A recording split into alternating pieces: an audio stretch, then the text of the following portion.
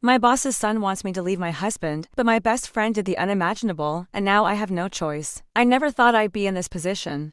But here I am, caught in a web of lies, betrayal, and impossible choices. Let me start from the beginning because believe me, this story is a wild ride from start to finish. My name is Olivia, and up until 3 months ago, I thought I had a pretty good life. I've been working at Stellar Corp for 5 years now, slowly but steadily climbing the corporate ladder. It's a prestigious tech company, and landing a job there straight out of college was a dream come true. My boss, Mr. Thompson, has always been kind to me, almost fatherly in his guidance and support. He took me under his wing from day one, seeing potential in me that I didn't even see in myself. I've been married to my high school sweetheart, Mark, for 8 years. We met when we were 16, fell in love over shared lunches and passed notes, and got married right after college. Our marriage has been comfortable, not exciting, not passionate, but stable. At least, that's what I thought. Mark works as a high school teacher, and we've settled into a routine of shared dinners, weekend movie nights, and the occasional vacation. It wasn't the stuff of romance novels, but it was ours, and I was content. Everything changed when Mr. Thompson's son, Jack, joined the company last year. From the moment he walked into the office, it was like a bolt of electricity shot through the place. Jack was everything his father wasn't: young, charismatic, with a devil-may-care attitude that both thrilled and terrified the HR department. We hit it off immediately. At first, it was just friendly banter and shared lunch breaks. He'd stop by my desk with a coffee and a joke, and I found myself looking forward to our interactions more and more. Over time, our relationship deepened. We started working on projects together, and I was impressed by his brilliance and creativity. He challenged me in ways I hadn't been challenged in years, pushing me to think outside the box and take risks. I felt alive in a way I hadn't in a long time. 3 months ago, everything changed. Jack and I had been working late on a crucial presentation.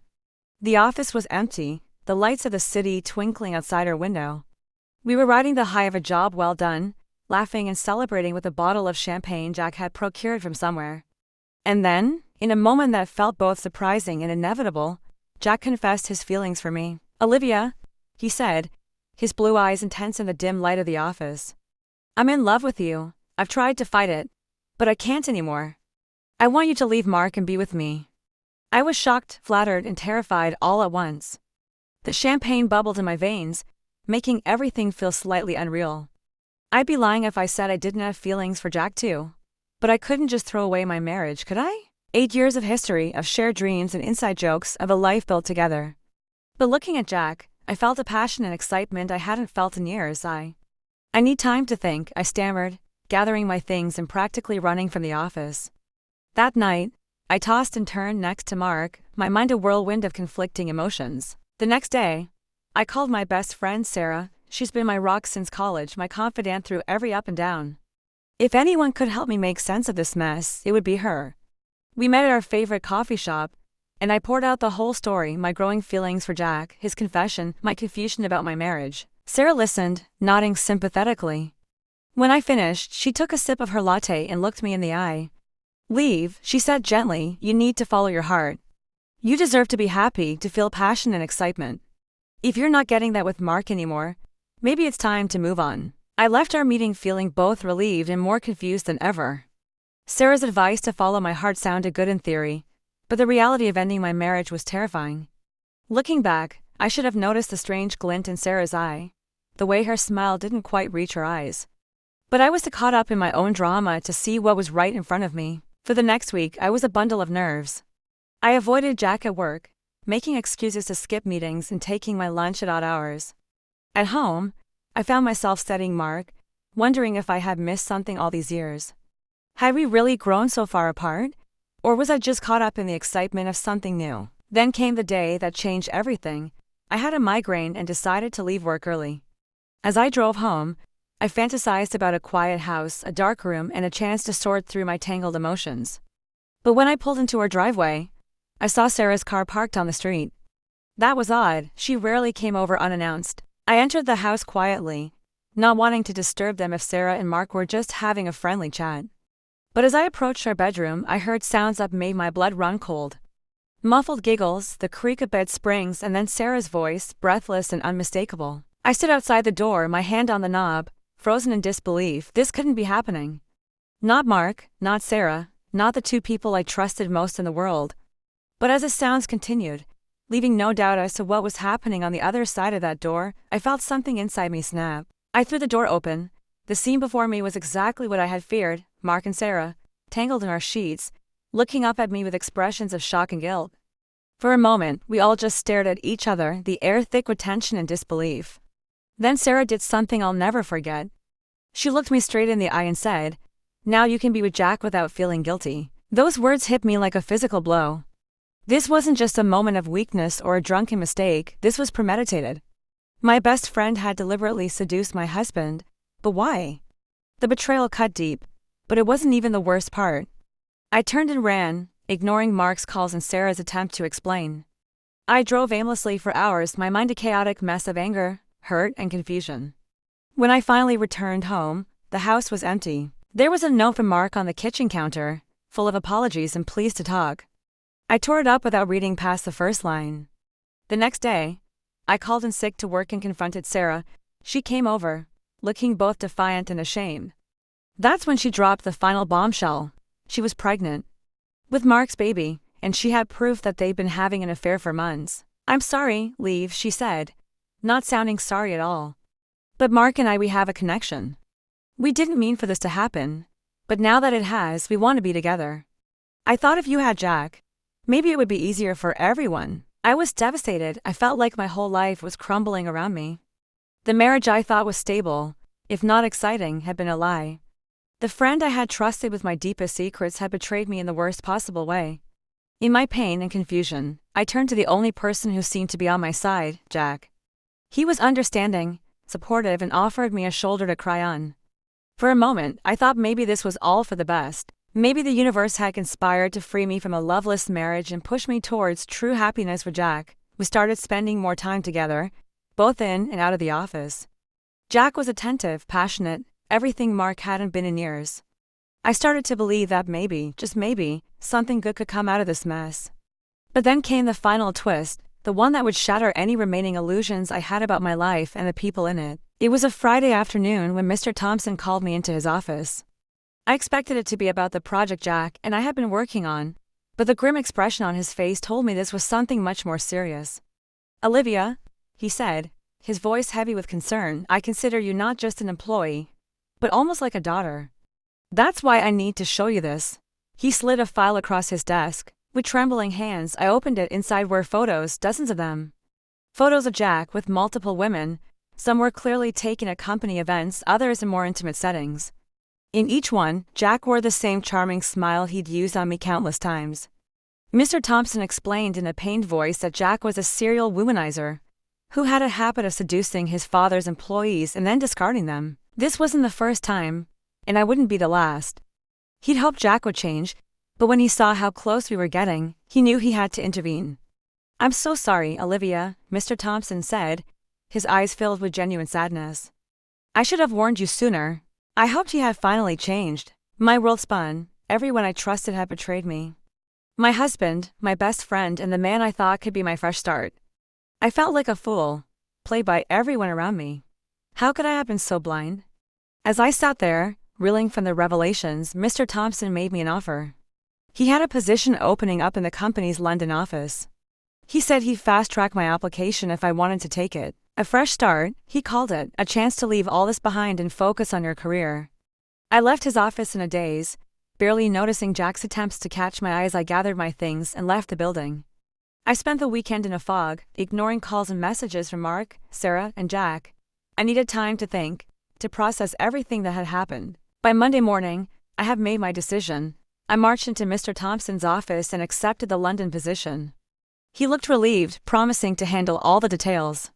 I threw myself into preparations, working long hours to tie up loose ends at work and pack up my life. Now, 3 weeks later, I'm sitting in my empty apartment, a one-way ticket to London on my bedside table. My bags are packed, my affairs in order. Mark is living with Sarah now, preparing for their baby. Jack keeps calling, but I've blocked his number.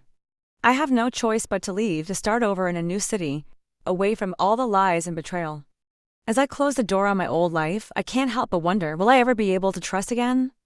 Will I find happiness in London? Or am I running from problems I can never truly escape? The flight to London is long, giving me plenty of time to reflect on the whirlwind of events that led me here. As the plane takes off, I feel a mixture of fear and excitement. Fear of the unknown, of starting over in a strange city where I know no one. But also excitement for the possibilities ahead, for the chance to reinvent myself. I arrive in London on a typically grey, drizzly day. The city feels vast and intimidating, but also full of promise. Mr. Thompson has arranged for a company apartment for my first month, giving me time to find my own place. As I settle in, unpacking the few belongings I brought with me, I feel a sense of peace I haven't experienced in months. My first day at the London office is a blur of new faces, unfamiliar accents, and information overload.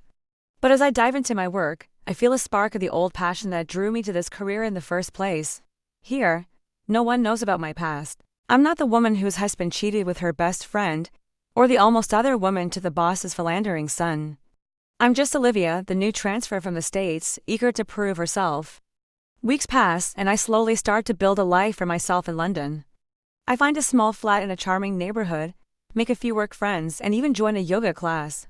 On weekends, I explore the city, losing myself in museums and parks, trying to ignore the pains of loneliness that sometimes hit me. As the months go by, I find myself settling into a routine in London. The city, once overwhelming, now feels like home. I've made friends at work and in my neighborhood, and I'm excelling in my new position. Mr. Thompson checks in occasionally, always supportive and never mentioning the past. One rainy Saturday afternoon, about 6 months after my move, I'm browsing in a small bookshop when I quite literally bump into someone. As I look up to apologize, I find myself staring into a pair of kind brown eyes. His name is James. He's a literature professor at a local university, and he has a smile that makes me feel warm inside. We start talking about books, then move on to comparing our experiences as Americans in London. Before I know it, hours have passed and the shop owner is politely ushering us out so he can close. James asks if I'd like to continue our conversation over dinner. For the first time in a long time, I say yes without hesitation. Over the next few weeks, James and I see each other regularly. He's patient, understanding, and never pushes for more than I'm ready to give. Slowly, I find myself opening up to him about my past. To my surprise, sharing my story doesn't make me feel vulnerable or foolish. Instead, it feels like letting go of a weight I've been carrying for too long. As spring turns to summer, I realize I'm happy, truly, genuinely happy. My career is thriving, I have a group of loyal friends, and I'm falling in love with a man who respects and values me. The pain of betrayal that once consumed me has faded to a dull ache, a reminder of lessons learned rather than a constant torment. One evening, as James and I are walking along the Thames, my phone buzzes with a message. It's from Sarah. My heart races as I open it, unsure of what to expect. It's a photo of a newborn baby, with a simple caption. Her name is Olivia. I'm sorry for everything. I stare at the screen, a whirlwind of emotions washing over me. Part of me wants to delete the message and pretend I never saw it. But as I look at the tiny face of my namesake, I feel something unexpected: peace. The anger and bitterness that have been my companions for so long seem to dissipate. I show the message to James, who squeezes my hand supportively. What do you want to do? He asks gently. I think for a moment, then type out a reply. She's beautiful. I hope she grows up to be kinder than her parents. I hit send before I can second-guess myself. As we continue our walk, I realize that this moment marks the true end of my old life. I've forgiven, not for their sake, but for my own. I'm no longer defined by what happened to me, but by the strength I found in overcoming it. The sun is setting over the London skyline, painting the sky in shades of pink and gold. James wraps his arm around me, and I lean into his warmth. For the first time in a long time, I'm not thinking about the past or worrying about the future. I'm simply present in this moment, grateful for the twists and turns that led me here. Life isn't perfect. There are still days when I struggle with trust issues, when memories of betrayal surface unexpectedly. But I've learned that healing isn't about erasing the past, it's about growing from it. Each day, I choose to focus on the good in my life, my fulfilling career, my supportive friends, and the possibility of a future with James. As we walk home, hand in hand, I reflect on the journey that brought me here. From the depths of betrayal and heartbreak, I've emerged stronger, wiser, and more resilient. I've learned the hard way that life rarely goes according to plan, but sometimes the unexpected detours lead us exactly where we need to be. Looking up at James, seeing the love and respect in his eyes, I know that I'm exactly where I'm meant to be. Whatever challenges the future holds, I'll face them with the strength and wisdom I've gained. Because now I know that even in the darkest moments, there's always hope for a new beginning. The story of my boss's son wanting me to leave my husband, my best friend's unimaginable betrayal, and the impossible choice I faced, it's all part of my past now. But it's a past that has shaped me, taught me, and ultimately led me to this.